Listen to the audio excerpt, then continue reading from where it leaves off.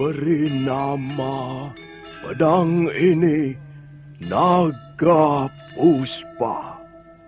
Selamatkan dia. Jangan sampai jatuh ke tangan pendekar berwatak jahat.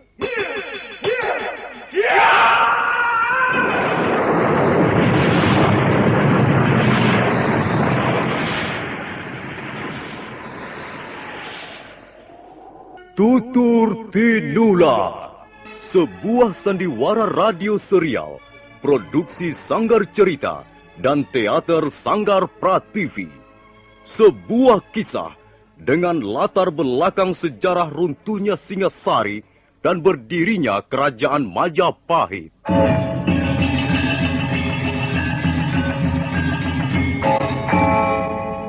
Sandiwara ini didukung oleh pemain-pemain radio yang sudah ternama. Ferry Fadli, Ivone Rose, dan Eli Ermawati.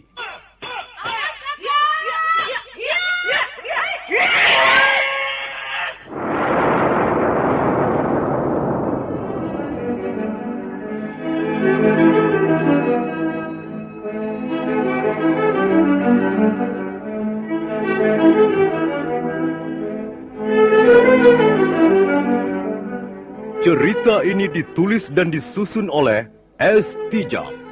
Teknik dan montase dikerjakan oleh Rudi Tinangon dan Joko SP. Sutradara EWS Yuwono. Kali ini mengetengahkan episode pertama dengan judul Pelangi di Atas Kurawa. Rangga Lawe putra Arya Wiraraja itu berdiri tegak bagaikan sebatang pohon hutan. Lengan dan urat-urat di lehernya berkilat-kilat, sementara wajahnya merah bagaikan arca Batara Wisnu di sepu emas. Orang-orang yang berkerumun di sekeliling halaman rumah penginapan itu tak ada yang berani bersuara, sekalipun hanya berbicara pada teman di sebelahnya. Empu Bajil sendiri mendadak sedikit geragapan, begitu melihat keris Megalamat tergenggam di tangan Rangga Lawe. Ayo, Empu Bajil, jangan kepalang tanggung. Keluarkan seluruh ilmu yang kau miliki. Rangga Lawe siap menebas batang lehermu. Pada saat itu, penunggang kuda berbadan tegap perkasa yang sejak tadi hanya melihat peristiwa dari atas punggung kudanya, segera melompat ke arah gelanggang. Sabar. Sabar, Tuanku Rangga Lawe. Sabar. Wah. Kalau diteruskan, hal ini bisa gawat. Bukankah kau Kebo Mundarang? Pati dari kerajaan Gelang-Gelang? Tuanku Rangga Lawe benar. Saya Kebo Mundarang. Mengapa kau turut campur urusan ini? Apa keperluanmu datang ke desa ini? Bukannya saya mau turut campur, Tuan Rangga Lawe. Saya turun ke gelanggang ini hanya untuk memintakan pengampunan atas kelancangan mereka. Teman-teman saya. Oh, begitu. Jadi Empu Bajil, Dewi Sambi dan 2 orang itu teman-temanmu? Demikianlah, Tuan. Mereka adalah teman saya. Lalu apakah kau bermaksud membela teman-temanmu itu Kebo Mundarang? Tuan Rangga Lawe, apakah tidak sebaiknya keris Megalamat disarungkan dulu? Rasanya kurang baik berbicara sambil menghunus pusaka begitu. Itu urusanku. Gampang. Pusakaku ini akan kuamankan. Kalau memang sudah meminum darah teman-temanmu itu. Jangan terburu nafsu, Tuan Rangga Lawe. Baiknya kita selesaikan persoalan dengan rasa persahabatan. Teman-temanmu itu sama sekali tidak bersikap sebagaimana seorang sahabat. Kau tahu tidak, Kebo Mundarang? Mereka sudah berani menghina prajurit Singasari. Mereka mengatakan prajurit Singasari hanyalah gentong nasi dan tidak becus bekerja. Nah, sekarang mereka akan melihat sendiri. Apakah prajurit Singasari seperti yang dikatakannya itu? Sungguh keterlaluan mereka ini. Dan saya harap Tuanku Rangga Lawe sudi memaafkannya. Saya yakin, pasti mereka tidak tahu bahwa mereka sedang berhadapan dengan seorang pendekar pilih tanding di zaman ini. Kalau mereka tahu, mereka pasti tidak akan berani melakukan kesalahan. Baiklah, Kebo Mundarang. Untuk kali ini aku ampuni kesalahan teman-temanmu itu. Terima kasih atas kemurahan hati Tuanku Rangga Lawe. Tapi ingat, Mereka harus segera pergi dari hadapanku. Dan aku tidak sudi melihat mereka lagi. Kalau sampai dalam perjalananku ke Kurawan ini, dan nanti aku kembali ke Singasari, mereka bertemu lagi denganku di jalan, aku pasti akan membunuhnya. Kebo Mundarang merasa lega melihat Ranggalawe luluh hatinya. Maka takut hal-hal yang merugikan bisa terjadi lagi menimpa dirinya. Selaku pati kerajaan Gelang-Gelang, Kebo Mundarang segera memberi isyarat pada orang-orangnya. Dan sebentar kemudian, Empu Bajil, Dewi Sambi, Jaran Bangkal, Jaran Lejong dan Kebo Mundarang sendiri meninggalkan halaman rumah penginapan.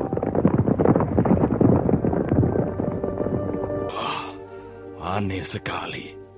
Mengapa seorang pati kerajaan Gelang-Gelang seperti Kebo Mundarang menjalin persahabatan dengan orang-orang seperti itu?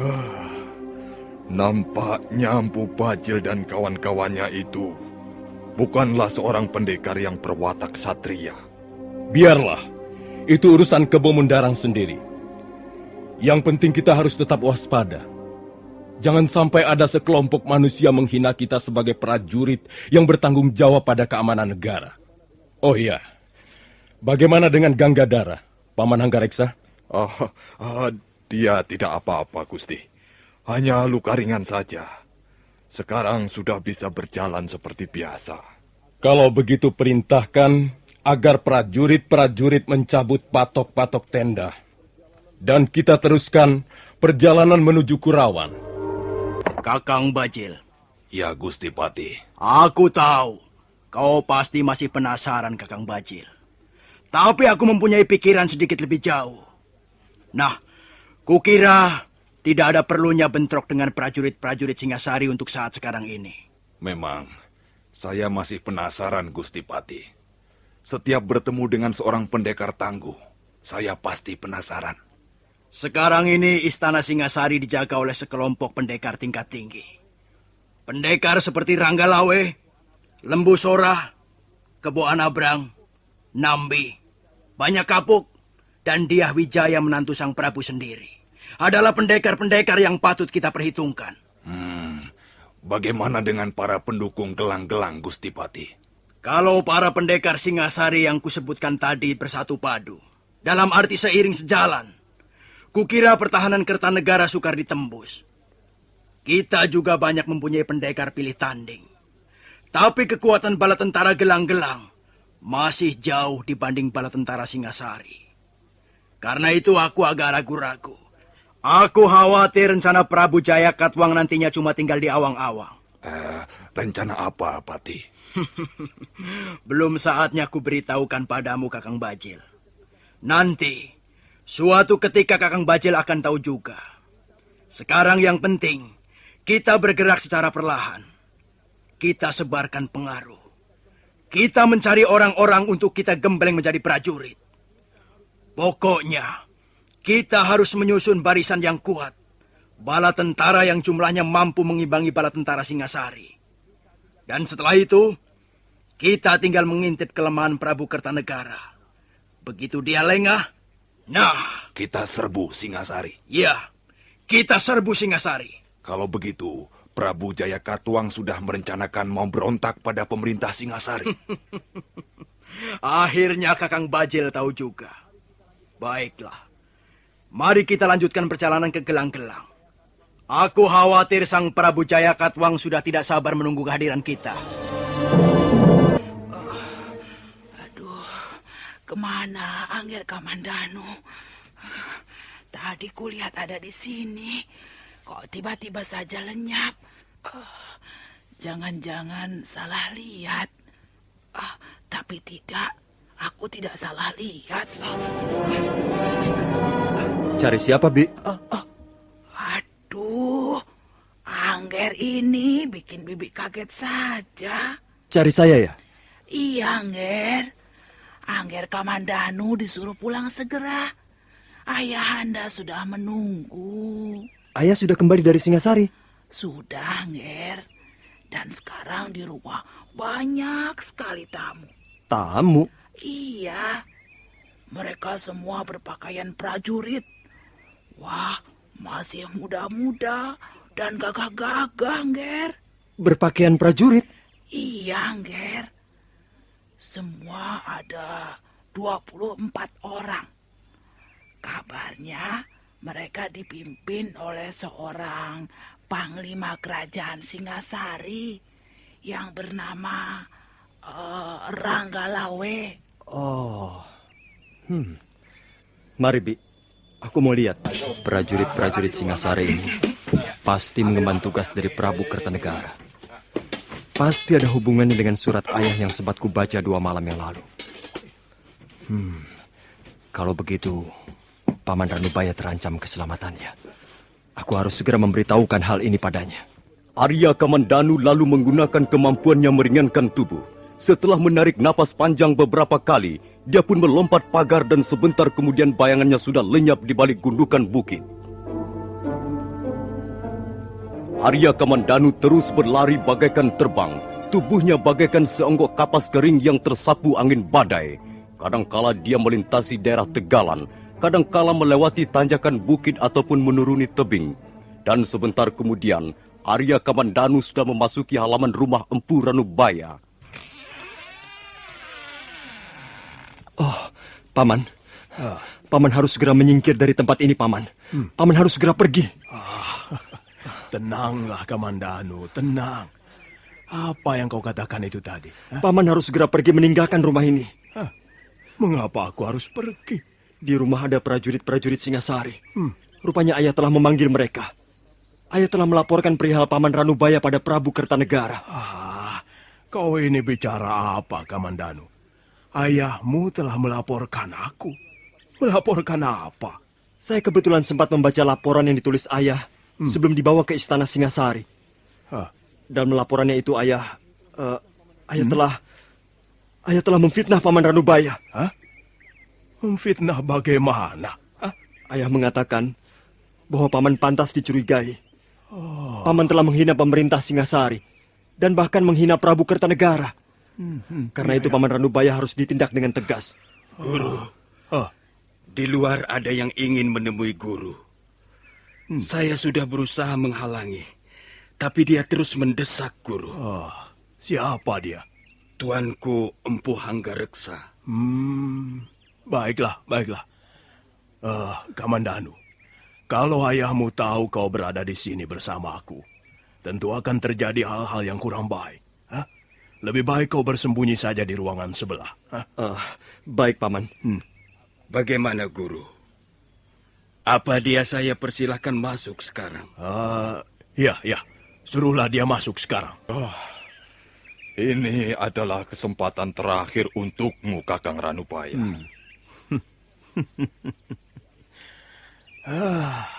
Sayang sekali, Hanggareksa.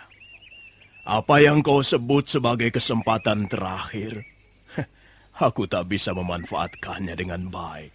Prabu Kertanegara adalah raja yang arif bijaksana. Beliau cinta ilmu pengetahuan dan mempunyai wawasan yang luas, Kakang. Aku mau menambahkan satu lagi ciri khas raja yang kau sembah dan bangga-banggakan itu, Hanggareksa. Dia juga suka minum tuak sampai bermangkuk-mangkuk. Iya. Manusia pasti ada kekurangannya. Tak ada manusia yang sempurna. Nah, sudahlah, Hanggareksa. Tak ada gunanya kau membujuk aku.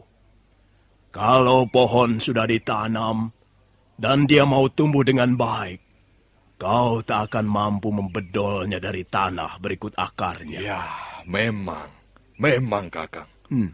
Pohon itu tak mungkin dibedol. Tapi karena dia dianggap mengganggu jalanan orang, bisa saja ditebang. Berapa orang prajurit yang telah dikirim Kertanegara untuk menebang pohon itu, Hanggareksa? Tak akan aku mengatakannya, Kakang. Kau akan melihat sendiri nanti. Sebenarnya sangat disayangkan kalau hal ini sampai terjadi. Nah, aku permisi. Maafkan perbuatan ayah saya, Paman. Saya merasa malu sekali. Kalau sampai terjadi apa-apa atas diri Paman Ranubaya, saya akan merasa ikut menanggung dosanya. Janganlah kau berpikir seperti itu, Kamandanu. Buatlah garis pemisah yang jelas. Gunakanlah penalaranmu sebening kaca, supaya otakmu tidak dikacaukan oleh banyak persoalan yang simpang siur, tumpang tindih. Hah? Paman, bolehkah saya mengetahui sesuatu? Apa yang ingin kau ketahui itu? Sebenarnya, apa yang membuat Paman Ranubaya tidak bersedia bekerja sama dengan ayah? Kamandanu, kalau kau ingin tahu sebabnya, baiklah, aku akan menuturkannya padamu. Tuturku ini merupakan sebuah dongeng tentang seorang siswa atau murid yang ingin berbakti pada gurunya. Hah? Nah, coba kau lihat baik-baik. Kau anak seorang pencipta senjata pusaka. Hah? Kau pasti pernah mengenal gambar seperti ini. Ini. Itu gambar keris, Paman. Keris 7 lekukan. Nah, perhatikan gagangnya. Gagangnya terbuat dari dahan kering atau cangkring. Kau kenal keris seperti ini? Keris apa namanya? Ayahmu tidak pernah menceritakannya padamu? Ayah banyak menyimpan gambar-gambar keris, Paman. Salah satu di antaranya persis seperti gambar ini, Paman. Tapi ayah tidak pernah memberitahukan namanya. Iya. Nah, dengar baik-baik, Kamandanu. Barangkali pengetahuan ini nanti ada manfaatnya untukmu. Gambar ini gambar keris yang sangat ampuh. Namanya keris gandring. Nama itu diambil dari nama penciptanya sendiri, Empu Gandring. Sekarang keris itu ada di mana, Paman? Tak seorang pun tahu keris itu sekarang ada di mana.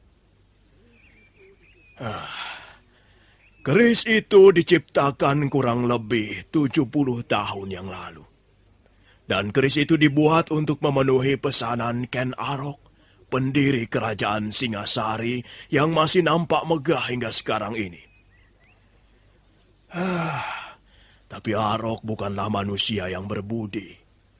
Karena begitu keris selesai dibuat, Arok justru membunuh Empu Gandring. Kisah itu sudah pernah saya dengar, Paman. Lalu apa hubungannya dengan persoalan ayah dan Paman Ranubaya? Kamandanu, Empu Gandring itu bukan hanya tukang membuat senjata pusaka. Dia pun tergolong seorang pendekar yang tangguh di waktu masih mudanya dulu. Dia mempunyai murid hanya seorang. Namanya Empu Bango. Empu Bango lah yang kemudian meneruskan perguruan Gandring. Empu Bango mempunyai murid beberapa orang. Tapi yang paling dikasihi adalah Empu Sasi. Nah, Empu Sasi mempunyai murid lagi. Semuanya 3 orang. Yang paling tua bernama Empu Lunggah. Kemudian aku sendiri. Dan murid yang paling muda adalah ayahmu itu. Sewaktu guruku masih hidup, kami bertiga pernah berikrar bahwa kami tak akan sudi bekerja untuk pemerintah Singasari selama yang menjadi raja masih keturunan langsung Ken Arok. Iya. Sekarang menjadi jelas semuanya, Paman. Dan agaknya ayah tidak lagi menepati janjinya. Ya. Hingga hubungan antara ayah dan Paman Ranubaya menjadi kurang serasi. Rupanya ayah lebih cenderung mengejar kepentingan pribadi dan tidak setia lagi pada ikrar perguruan. Sebenarnya aku tidak mau ambil pusing soal ini, Kamandanu. Itu adalah hak dan tanggung jawabnya sendiri. Tapi sekarang masalahnya menjadi besar. Karena ayahmu setengah memaksaku untuk melakukan hal yang diyakininya sebagai sesuatu yang baik. Paman, ya. Saya menyesal sekali mengapa sikap ayah seperti itu. Dan saya minta maaf karena ayah saya telah membuat Paman Ranubaya mendapat kesulitan-kesulitan. Iya. Tapi sudahlah, Kamandanu. Kau anak yang baik. Sebenarnya aku tidak pernah membenci ayahmu. Tapi rupanya memang harus terjadi pertikaian di antara saudara seperguruan. Sudahlah, ini urusan kami berdua. Kau tidak perlu ikut campur. Kamandanu. Iya, Paman. Kukira masih ada waktu beberapa saat lagi. Aku ingin membicarakan hal yang sangat penting denganmu. Soal apa, Paman? Soal jurus naga puspa tahap yang ketiga. Arya Kamandanu tergugah dari lamunannya tentang ayahnya. Selama ini dia memang baru mengerti 2 tahap ilmu naga puspa yang diajarkan Empu Ranubaya. Senja perlahan-lahan mulai turun. Angin Bukit Kurawan bertiup lebih kencang dari biasanya, menimbulkan suara gemerisik di atas pohon-pohon. Empu Ranubaya mengerutkan alis, hingga wajahnya yang tua itu semakin nampak lebih tua. Sebelum mulai bicara, Empu Ranubaya mendesah, kemudian memandang pemuda yang duduk bersila di depannya. Kamandanu. Iya, Paman. Sekarang aku akan membicarakan perihal 12 jurus tahap ketiga, ilmu naga puspa. Tahap ketiga ini sangat sukar untuk dipelajari. Walaupun nampaknya sederhana, tapi 12 jurus ini sangat rumit penjabarannya. Dan untuk bisa menguasainya dengan sempurna, dibutuhkan kematangan jiwa seorang pendekar. Ada perbedaan yang mendasar antara tahap ketiga ini dengan 2 tahap sebelumnya. Apa perbedaannya, Paman?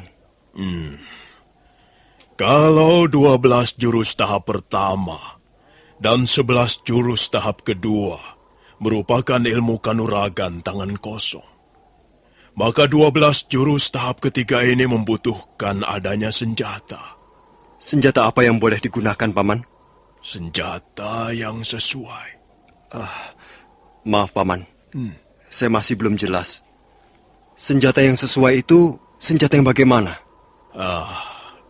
Kamandanu, ada 4 unsur penting yang nantinya bisa membentuk seseorang menjadi pendekar pilih tanding. Pertama adalah unsur lahiriah orang itu sendiri.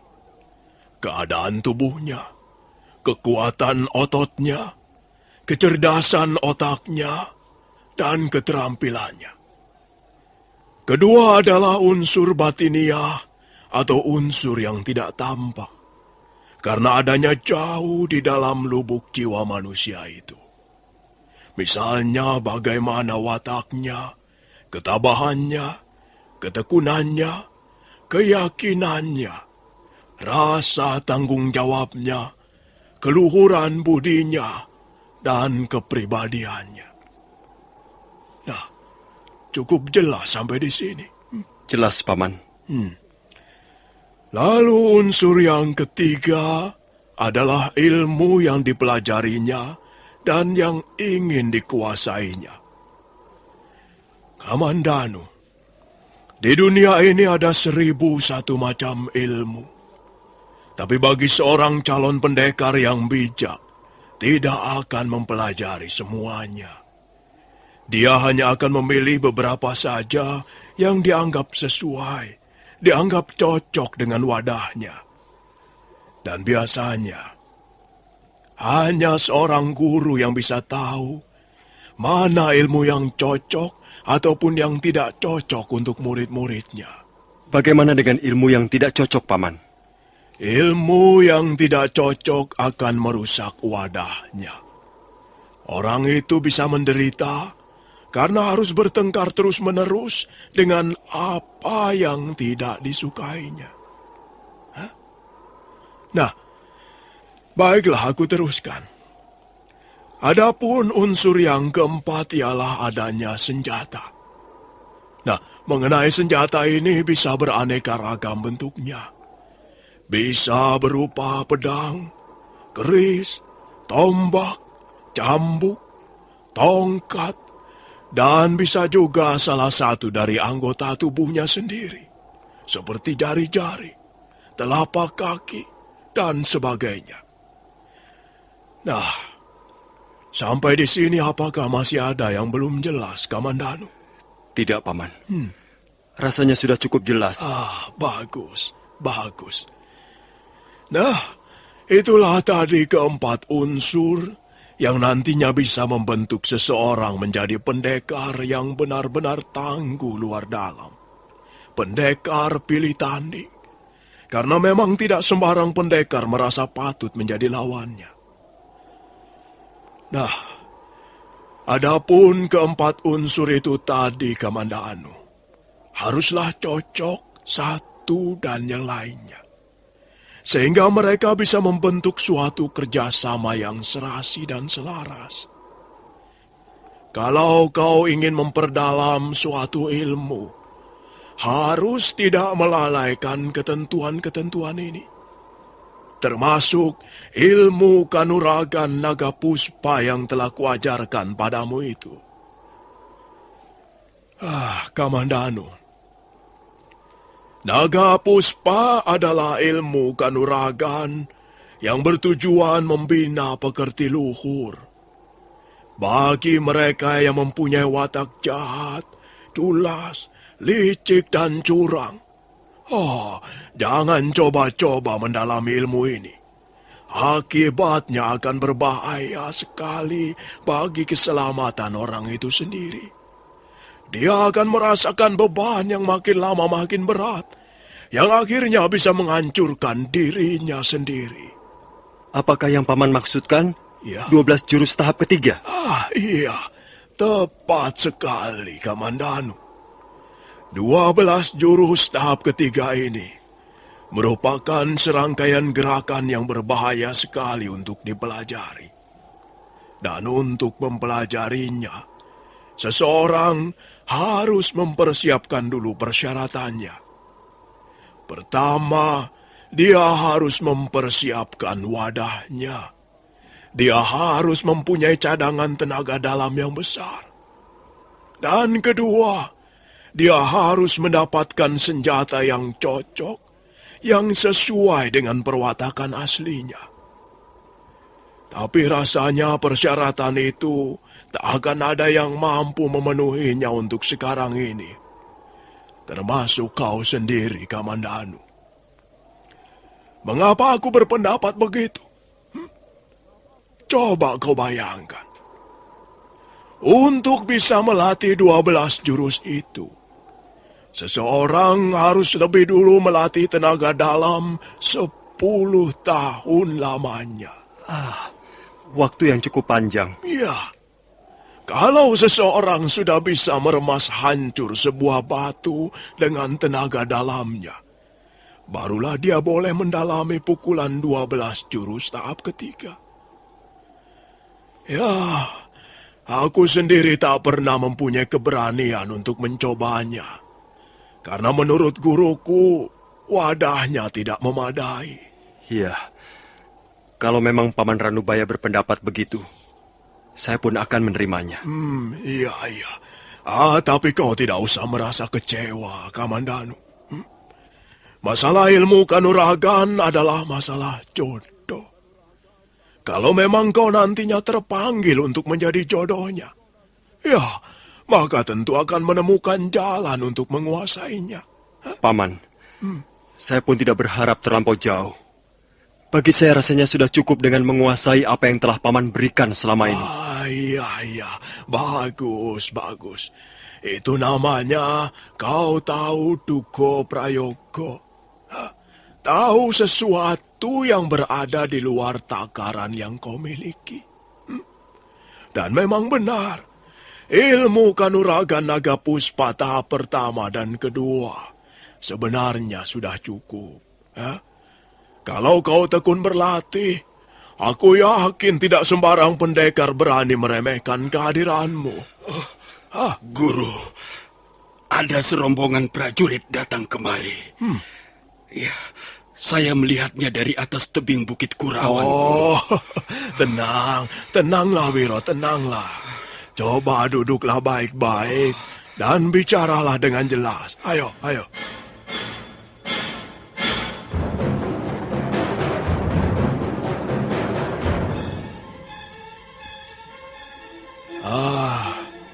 Kalian tidak usah khawatir.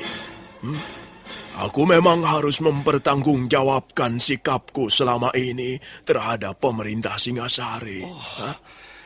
Jadi, guru akan melawan mereka? Tak ada gunanya melawan mereka. Jumlah mereka cukup banyak, dan aku tidak senang dengan adanya keributan. Lebih baik aku mengalah saja. Maksud guru?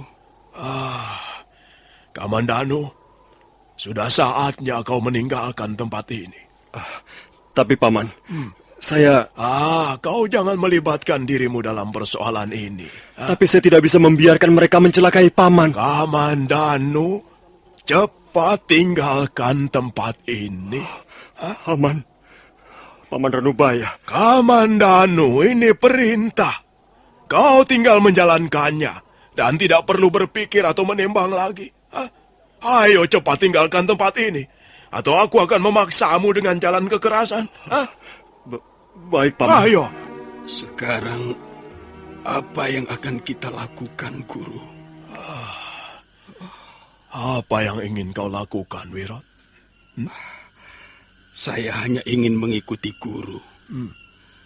Kemanapun Guru pergi, saya akan berada di samping Guru. Kalau aku hidup terlunta-lunta, saya akan di samping Guru. Kalau aku mendapat bencana, saya pun akan di samping Guru. Terima kasih atas kesetiaanmu, Wirot. Tapi kali ini kusarankan agar kau tidak mengikuti aku. Pergilah kemana kau suka. Duniamu masih luas. Kau masih bisa berbuat banyak untuk mengisi kehidupanmu daripada hanya membuntuti orang tua seperti aku. Tidak, Guru. Saya tidak akan meninggalkan Guru. Kemanapun Guru pergi, saya akan di samping Guru. Wirot, seperti halnya Kamandanu, ini merupakan perintah yang harus kau jalankan. Tidak, Guru. Jadi kau membangkang perintahku ini? Saya tidak bisa berpisah dengan Guru. Lebih baik saya mati daripada harus meninggalkan Guru menghadapi bahaya sendirian. Wirot, aku bisa menyelesaikan persoalanku sendiri. Maaf, Guru. Kali ini saya terpaksa tidak bisa menuruti perintah Guru. Baiklah. Kau memang tidak bisa kusamakan dengan Kamandanu. Kau sudah terlalu lama hidup bersamaku. Bahkan sudah seperti anak kandungku sendiri. Sejak kecil kau tak pernah terlepas dariku. Guru. Kalau Guru mengizinkan saya tetap mengikuti kemana Guru akan pergi sekarang ini, saya sangat berterima kasih sekali, Guru. Iya. Sudahlah. Sebentar lagi prajurit-prajurit Singasari itu akan sampai ke tempat ini. Ayo, sekarang nyalakan obor dan mari kita keluar.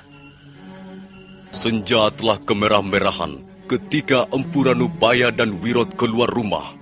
Empu Ranubaya kemudian mengambil obor dari tangan Wirot. Wirot hanya memandang gurunya dengan penuh tanda tanya. Wirot. Iya, Guru.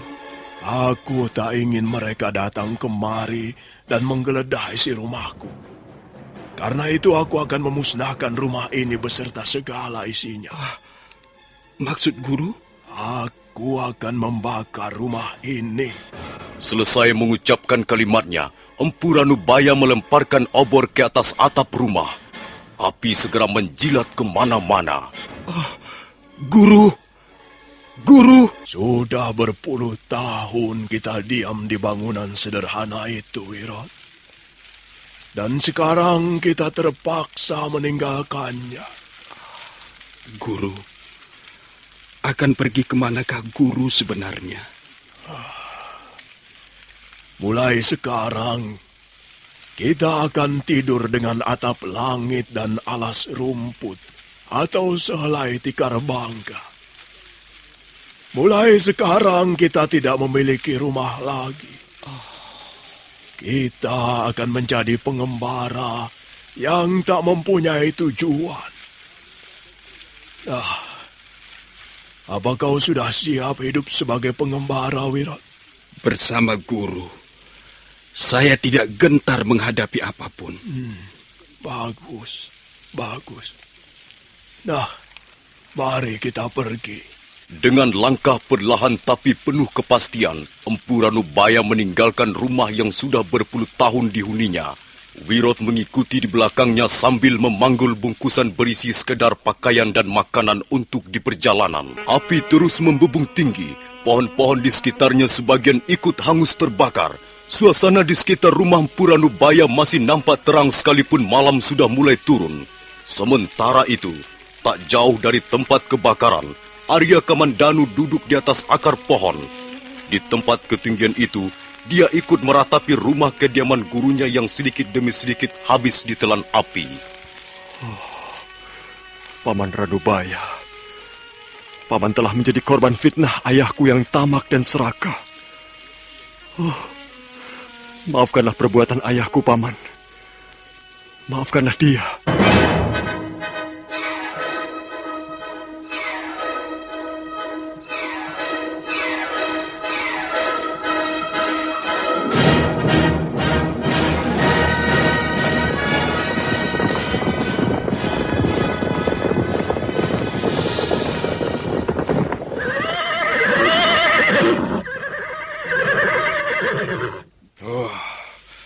Kita terlambat, Gusti Ranggalawe. Agaknya dia sudah pergi, Gusti. Mengapa dia membakar rumahnya sendiri? Mungkin dia tak ingin kita menggeledah isi rumahnya dan menemukan barang-barang yang berharga. Prana Raja? Ya. Mana Ganggadara dan Jarawaha? Mereka saya perintahkan memeriksa sekitar tempat ini, Gusti. Baiklah. Kita tunggu barang sesaat lagi. Kita memang tidak bisa berbuat apa-apa dengan rumah yang terbakar ini. Nah, itu mereka, Gusti. Itu mereka datang membawa seseorang. Kamandanu. Kamandanu. Apa kerjamu di sini, ha? Hai, kau mempunyai lidah untuk menjawab, Kamandanu? Di mana kalian temukan dia, Ganggadara? Kakang Jarawaha yang melihatnya, Gusti. Saya melihat dia sedang duduk merenung melihat rumah yang terbakar ini, Gusti. Di sana, Gusti. Di atas gundukan bukit. Di atas akar sebatang pohon yang besar.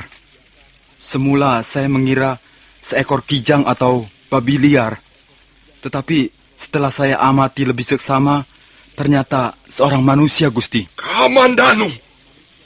Kau jangan membuat malu ayahmu, Kamandanu. Jawab. Mengapa kau berada di tempat ini? Jawab! Kalau kau bungkam terus, kubunuh kau, anak setan! Bunuhlah saya, Ayah. Bunuhlah saya. Apa yang kau kerjakan di sini, Kamandanu? Hah? Aku ingin tahu. Kau masih menjalin hubungan dengan si tua bangka Ranubaya itu, bukan? Paman Ranubaya orang baik-baik.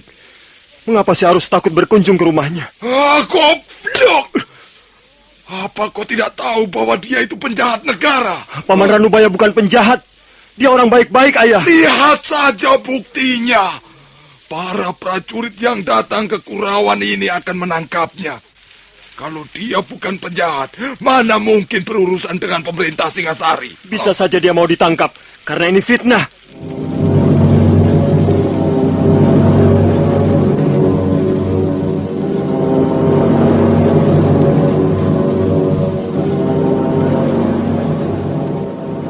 Kurang ajar, kau berani ngomong sembarangan. Tidak ada yang memfitnah orang itu. Dia telah memusuhi pemerintah Singasari. Karena itu, mau ditangkap untuk mempertanggungjawabkan perbuatannya. Kalau dia bukan orang jahat, mengapa harus kabur dan sembunyi, ha? Paman Ranubaya menjadi korban kelicikan dan keserakahan sahabatnya sendiri. Itulah yang saya ketahui. Wah, setan kecil! Kamandanu, kau berani melawan aku, ayahmu sendiri, ha? Maaf, saya terpaksa menangkis pukulan ayah. Saya tidak mau dihukum tanpa tahu apa kesalahan saya. Kamandanu, walaupun kau anak sendiri, kau akan kubuat babak belur, Kamandanu.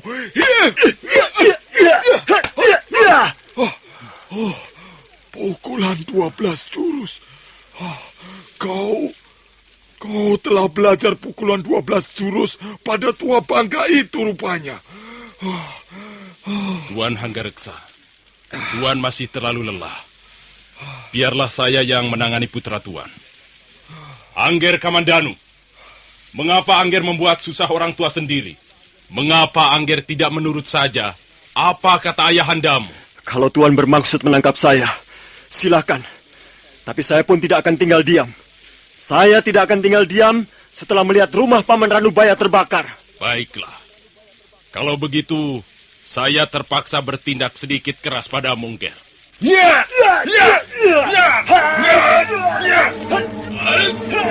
Di tengah kobaran api yang terus melalap habis rumah Empu Ranubaya, terjadilah pertarungan yang cukup seru antara Prana Raja dan Arya Kamandanu. Semula Prana Raja agak canggung dan dia bertarung dengan setengah hati.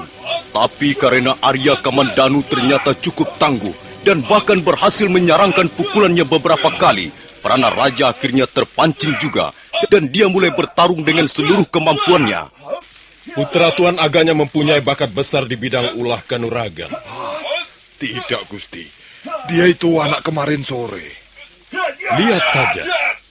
Prana Raja akan bertekuk lutut kalau tidak segera dapat mengakhiri pertarungannya. Dan saya lihat putra Tuan belum lagi mengeluarkan seluruh kemampuannya itu. Anak itu keterlaluan sekali. Saya harap Gusti Ranggalawe segera turun tangan. Kalau tidak, hal ini bisa berlarut-larut. Saya terus terang sangat menyesalkan kejadian ini. Saya merasa malu dan terpukul sekali. Memang, Tuan. Agaknya saya harus segera turun tangan. Saya khawatir Prana Raja merasa tersinggung harga dirinya. Dan hal itu justru akan bisa membuatnya mengalami kesulitan yang lebih besar. Oi, hentikan! Prana Raja! Hentikan! Pertarungan seketika terhenti. Suasana menjadi sunyi. Hanya gemeretak kayu terbakar yang terdengar. Nah, para pendengar sekalian, bagaimana kisah selanjutnya? Apakah Arya Kamandanu akan berhadapan dengan Ranggalawe? Silakan mengikuti seri berikutnya. Sampai jumpa.